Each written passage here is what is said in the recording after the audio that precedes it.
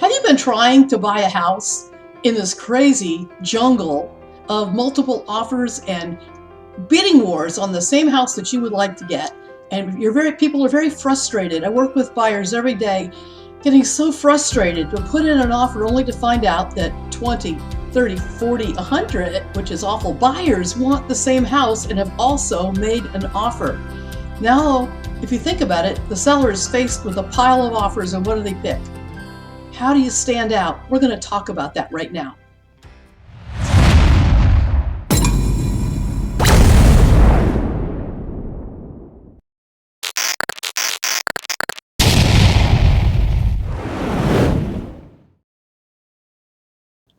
So if you've been searching for a home here in spring of 2021, you've been probably really having a difficult time getting your offer seen and accepted and getting into your new home. It's very frustrating.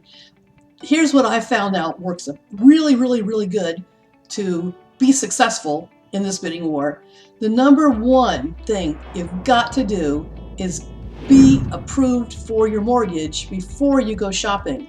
Not just pre-qualified, that's nice, but actually get the loan approved by an underwriter before you find the house. A number of lenders will do that for you. If you have any questions, put them in the chat, or please feel free to reach out to me. But a qualified buyer who's ready to go for the mortgage is much stronger than anything else, except possibly a cash buyer. And you are going to be competing with some cash buyers on a lot of these. But a pre-approved mortgage, if you need financing, is the best way to go. Be prepared. Okay, so one, like B, if you will, is I prefer you use a local lender, someone who is familiar with Florida laws and Florida regulations and everything Florida, who will know your circumstances. If you use an out-of-state lender, a lot of listing agents are put off by that, and they prefer to work with somebody who's local that they can talk to. Just a suggestion. The next thing you need to do, and this is important, you need to be aware of the houses as soon as they come on the market. You need to get yourself set up with an MLS search so that you know the minute something comes on the market that matches your criteria. If you can get into the house first and make your highest best offer right out the gate, you have a very good chance that it could get accepted before the other buyers know about it. Find out more about that. Again, reach out to me in the chat or give me a call. I'd be glad to help you understand how that exactly works. Be the first one in, highest best offer up front, and go. We'll talk a little bit about the offers that you should write, but I also need to mention right in the beginning, a lot of buyers and buyers agents miss the boat. What does the seller want? If you ask the listing agent, sometimes they will tell you. Sometimes it's not the highest offer that gets the deal, it's the one that's the most flexible. I've had sellers who needed to actually lease the house back for a month because they couldn't move into the house that they needed to move into. When my buyer gave them the flexibility of, well, sure, you can stay in the house for a month. Sometimes you charge them a little rent, sometimes you don't. You work out that with the negotiation. But if you give the seller what they want, you're going to be in a much better position.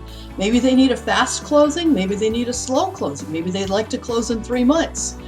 Find out what they want and give it to them. That's the secret to standing out in this market.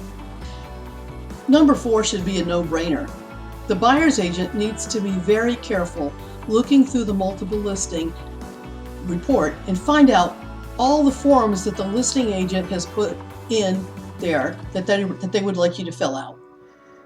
Nothing's more frustrating for a listing agent going through a stack of offers and they left clear instructions on how they want the offer filled out, and the buyer's agent doesn't fill that out, or they leave blanks in the contract. It looks kind of sloppy, and the listing agent may start to think that this agent may be difficult to work with.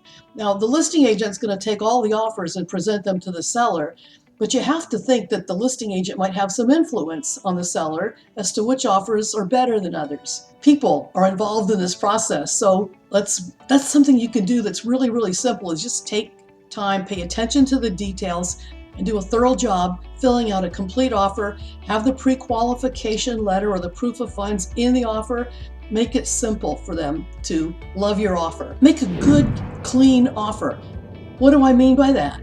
Okay, don't ask for a lot of contingencies and a lot of crazy stuff. The more contingencies you put on your offer, the weaker the offer gets.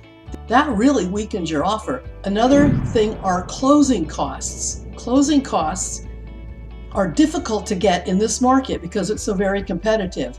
When people see an offer come in asking the seller to contribute for closing costs, they kind of assume it's a weaker offer. And they assume perhaps the buyer doesn't have enough money to close.